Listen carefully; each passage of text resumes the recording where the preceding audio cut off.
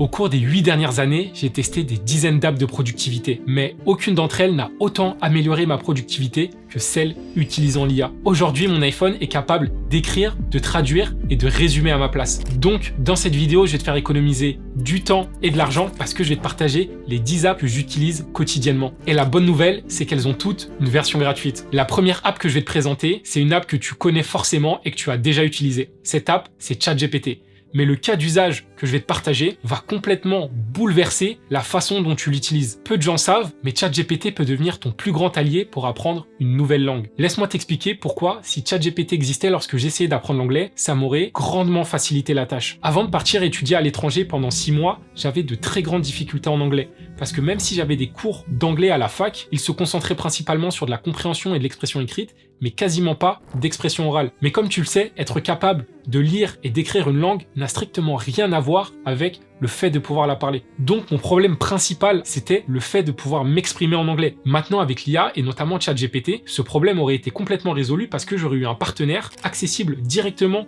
dans mon téléphone avec lequel j'aurais pu communiquer tous les jours. Et en faisant ça, tu vas être en mesure d'améliorer considérablement ta compréhension orale, mais surtout ton expression orale. Et laisse-moi te montrer comment j'aurais fait. Tu vas devoir aller sur ChatGPT, puis appuyer sur le rond noir avec les petites bandes blanches en bas à droite, et de là, tu vas être en mesure de pouvoir choisir une voix. Hey ChatGPT, I'd like you to be my teaching buddy. As you know, I'm a big PSG fan, so let's start with the PSG Champions League final. What's your take on the subject? I'm definitely up for that. So the PSG Champions League final, huge moment, especially given how much the club has invested.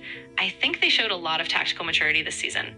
What about you? Did you watch the game or are you just following the buzz around it? Et ce que je trouve super intéressant avec cette solution, c'est parce que généralement, lorsqu'on apprend une nouvelle langue, on est toujours un petit peu réticent à l'idée de s'exprimer parce qu'on a un accent et on a peur d'être jugé. Et là, vu que tu vas converser avec ChatGPT, tu pourras même lui demander de corriger ta prononciation ou de prendre un certain accent, et comme ça tu vas t'améliorer et t'habituer, et derrière tu seras beaucoup plus confiant lorsque tu seras amené à communiquer avec d'autres personnes. La prochaine app que je vais te partager est une révolution technologique qui a complètement amélioré ma productivité. Mais avant de te dire laquelle c'est, laisse-moi t'expliquer pourquoi tout le monde devrait l'utiliser. En tant qu'introverti, je dirais que ça a toujours été plus naturel pour moi d'écrire plutôt que de parler. Parce que le fait d'écrire, ça me laissait le temps de réfléchir, d'écrire, de corriger les éventuelles fautes, puis de l'envoyer. Mais le problème avec ça, c'est que je passais des dizaines et des dizaines de minutes, parfois à écrire un simple message. Donc, lorsque j'ai fait la découverte des outils de dictée vocaux, j'ai réalisé que je perdais un temps fou à écrire parce que parler est 4 fois plus rapide qu'écrire. Et après en avoir testé plusieurs, l'app qui est sortie du lot, c'est Typeless, parce qu'elle est capable, grâce à l'IA, de transformer un vocal désordonné en un message clair et structuré. Et maintenant, laisse-moi te montrer les fonctionnalités qui m'ont fait gagner le plus de temps. Disons que tu veux, par exemple, écrire un email. Tu vas appuyer en bas à gauche et sélectionner le clavier Typeless. Et de là, tu vas pouvoir lui dire ce que tu veux écrire. Salut Noam, donc pour la réunion de...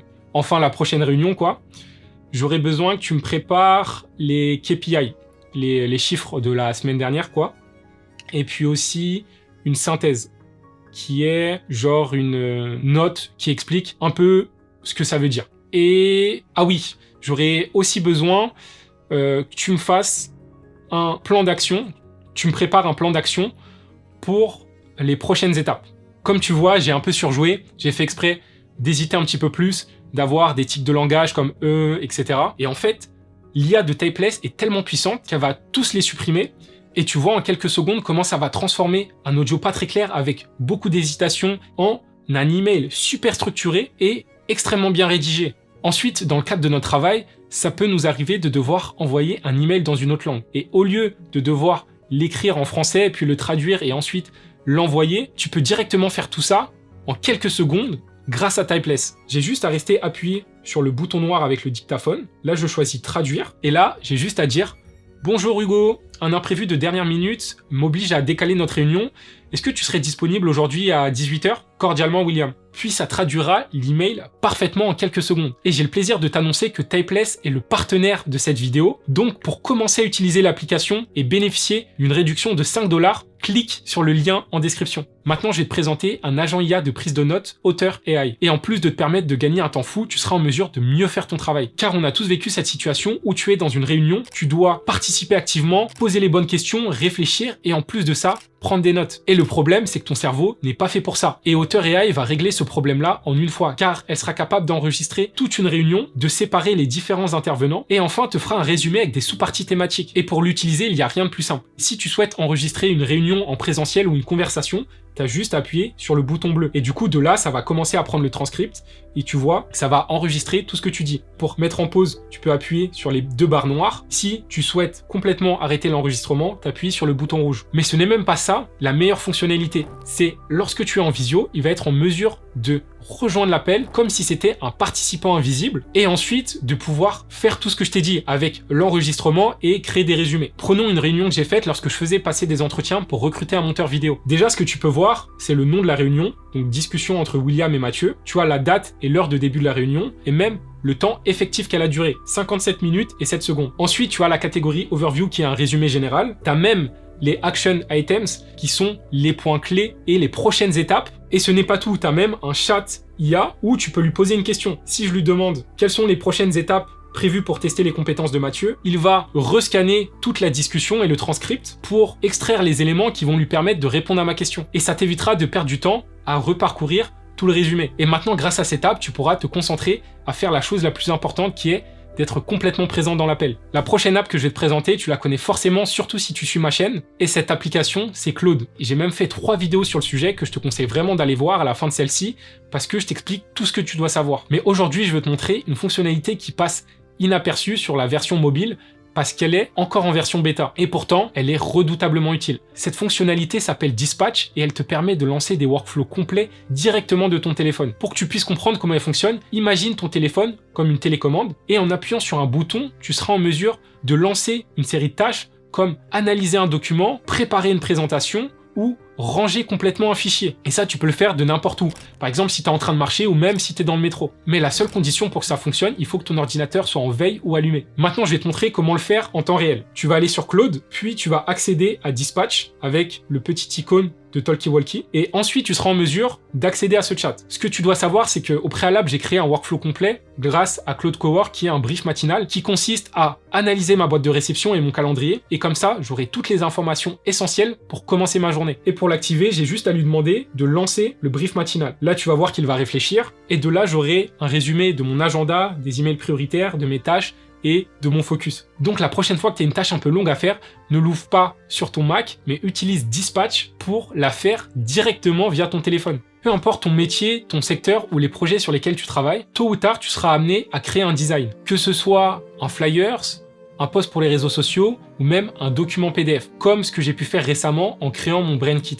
Et le réflexe de la majorité des gens, c'est de fuir parce qu'ils imaginent un logiciel de design ultra compliqué comme Photoshop, avec 50 boutons dans tous les sens et 3 mois de formation pour être capable de créer quoi que ce soit. Mais Canva, c'est complètement l'inverse parce qu'elle a été créée pour les non-designers et maintenant qu'elle intègre l'IA, elle est d'autant plus puissante. Et laisse-moi te montrer comment, grâce à l'IA, je vais pouvoir modifier une photo qui n'est pas normalement modifiable. Disons que je veux modifier cette miniature et notamment en enlevant le timestamp en bas à droite qui est le temps de la vidéo. J'ai juste à aller sur l'outil IA Canva en bas à droite. Là, je vais lui dire supprime le timestamp en bas à droite. En quelques secondes, tu peux voir, il aura supprimé le timestamp. Puis, il t'avertira que la tâche est terminée. Et de là, j'aurai plus qu'à la télécharger et j'aurai la nouvelle version de l'image que je souhaite. Et je te garantis que si tu t'amuses un peu avec cette fonctionnalité, tu vas halluciner de tout ce qu'il est possible de faire. On vient de voir comment modifier une image, mais si je te dis qu'avec la prochaine IA, tu vas être en mesure de créer des images super réalistes à partir de rien. Et c'est exactement ce que permet Playground. Tu décris l'image que tu as en tête et l'outil va la générer et le résultat sera vraiment bluffant. Imaginons que tu veux créer un fond d'écran personnalisé. On va aller dans Mobile Wallpaper, on va appuyer sur la voiture et de là, je vais lui demander change la voiture en orange et rajoute-lui un aileron. Et en quelques secondes, il va faire les modifications et créer cette photo super réaliste.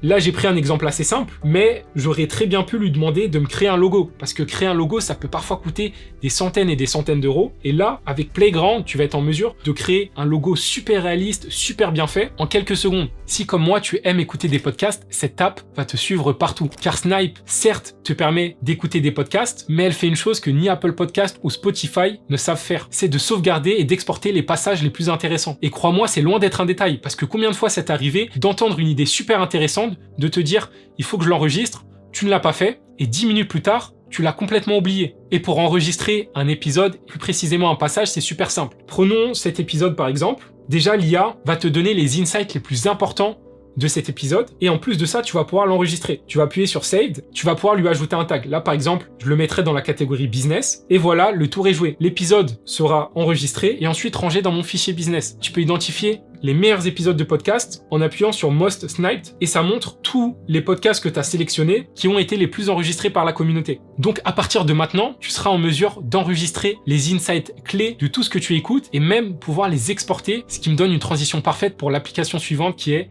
Readwise. Et Readwise te permet d'enregistrer tout ce que tu lis et tu écoutes et de tout centraliser dans un seul et même endroit. Parce que, comme je te le répète souvent, si tu ne sauvegardes pas toutes les connaissances dans un système, au bout d'un moment, tu auras tout oublié. Déjà, cette application, tu peux la connecter à Kindle, Twitter, tes emails ou même Apple Book.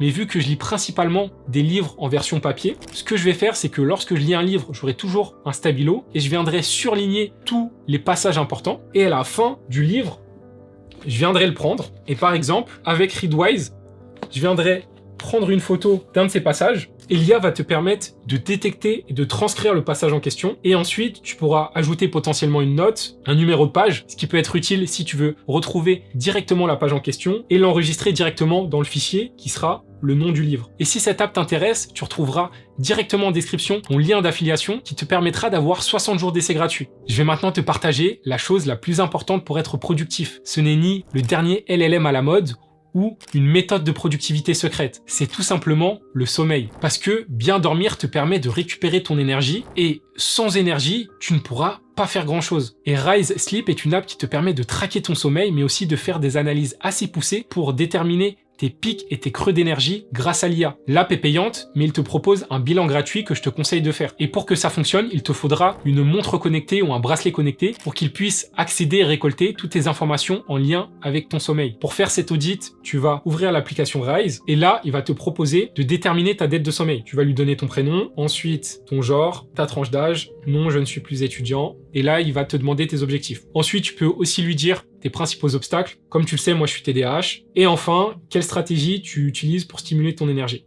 Moi, je planifie et je gère mon temps et je fais du sport. Et là, tu vas pouvoir lui donner accès à toutes les données de l'application santé. Tu fais tout activer. Tu peux activer les notifications si tu le souhaites. Là, il va analyser tous les jours traqués dans ton application santé.